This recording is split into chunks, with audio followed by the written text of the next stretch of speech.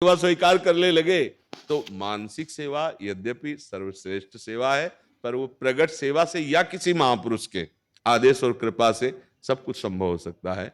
भगवान के जो प्रेमी जन भजन के धनी है वो कुछ भी कर सकते हैं, किसी के भी मन को पलट सकते हैं, उनमें सामर्थ्य है, वो उनमें प्रार्थना भी है। अगर वो हरि से प्रार्थना कर दें तो सब बात बन जाए। जैसे प्रहलाद जी प्रार्थना कर रहे हैं, इन जगत के जीवों का परम मंगल करो, आपका नाम लेकर, आपका चरणामृत पीकर, आपका लीला गायन करके हम आपकी माया पर विजय प्राप्त कर लेंगे। हमें आपसे आशीर्वाद की जरूरत नहीं, हमें आपके आशीर्वाद की जरूरत है इन लोगों के। प्रभु इन पर कृपा कर दो जो आपको भूले हुए विषय भोगों में लगे हुए। नाथ, मैं इनके दर्द को नहीं सह पा रहा। ये भक्त हृदय प्रहलाद जी तो जो नाम जप कर रहा है, चरणामृत पी रहा है, खूब लीला गायन कर रहा है, ठाकुर सेवा कर रहा है, तो मन तो अपने आप प्रभु में लग जाएगा।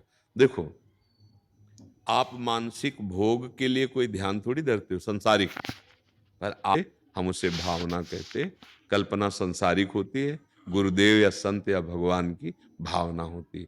ऐसे चले जाओ, चुप रहो, किसी से अपनी बात कहो मत, और अहंकार आने न पावे, तो आगे बात बनती चली जाएगी। हम सब भगवान के अंश है ना, तो हम में सब सामर्थ्य है, कुछ असंभव नहीं है। आप प्रयासरत रहिए, पर इसमें एक दोष होता है कि दूसरों को देखकर अपने में गुणाभिमान आ जाना या अपने में कोई महत्व बुद्धि रख लेना, तो फिर उससे सब काम रुक जाता है। अगर हम किसी को अपनी बातें बताएंगे तो हमारी बात बंद हो जाएगी। ये एक मर्यादा है, हमारे ध्यान का विषय, हमारे चिंतन का विषय। अगर किसी मित्र को हम कहते भी हैं तो ऐसे, संतों से सुना है कि अगर नाम जप किया जाए, भगवान का आश्रय लिया जाए, ऐसे ऐसे चला जाए, मंगल हो जाता है। मैंने ये पकड़ा या मैं ऐसा कर रहा हूं, मैंने अनुभव किया, बिल्कुल नहीं बोलना चाहिए। तभी ये अध्यात्म और अहंकार मानेगा नहीं। वो अंदर अंदर ऐसा उल्काता है कि बोलो, वो हम जो है ना, वो सब खाली करवाना चाहता है, और चार आदमियों को सुना को खाली हो गया, कुछ नहीं बचा। और अगर अंदर रखोगे तो देखो बार बार वो कहे, चाहे दीवार से कह दे, कह तो दे किसी से। ये अहम जो होता है ना अंदर, ये बहुत बड़े ठग हैं हमारे अंदर। काम, क्रोध, लोभ, मोह, मद, मद माने अहंकार, ये अंदर। तो जैसे हमें कोई स्वप्न में संत भगवान आए, या स्वप्न में भगवान आए, या हमारा थोड़ा ध्यान लगा कोई महात्मा आए, तो हमारा मन उलकता है कि हम चार लोगों से बताएं, तो वो फिर मार्ग बाधित हो जाएगा। अगर रोक लिया अंदर तो फिर आगे बढ़ता चला है। जैसे संत सभा में तो अब मान लो प्रश्न उत्तर में अपनी बात तो रखेंगे, यहाँ कोई अहंकार पूर्ण बात थोड़ी कि हम बहुत ध्यान करने वाले ये बताना चाहते हो, नहीं, हम जानना चाहते हैं, यहाँ ये विषय है। पर आगे कहीं ऐसा नहीं, शांत अपने को छुपा के चले तो फिर चोर लोग चोरी नहीं कर पाएंगे। अगर हम खुला तो फिर चुरा लिया जाएगा। माया बहुत प्रबल है। तो आप संत जन जो है अपने वास्तविक धन को छुपाते हैं। और वैसे भी हम आपसे कह रहे फटे पुराने कपड़ा पहन लो और रुपये आप जेब में डाल लो, आप कपड़े में ऐसे भर लो, ऊपर फटा पुराना कपड़ा हो, गंदा सा उछा डाल लो, कहीं चले जा तुम्हें कोई नहीं बोलेगा। और बढ़िया बैग हो, बढ़िया केवल कागज भरे हुए बैग में, सबकी नजर रहेगी कि बैग में कुछ है, आदमी की क्वालिटी बताती, और वो छिन जाएगा। तो या तो आचार्य प्रदत्त वेशभूषा हो तो आचार्य संभालते हैं, नहीं तो अपने को ज्यादा भक्त दिखावटी में न लावे, और अंदर से अंदर खूब कमाई कर ले, छुपा के रख के, भगवत प्राप्ति हो जाएगी।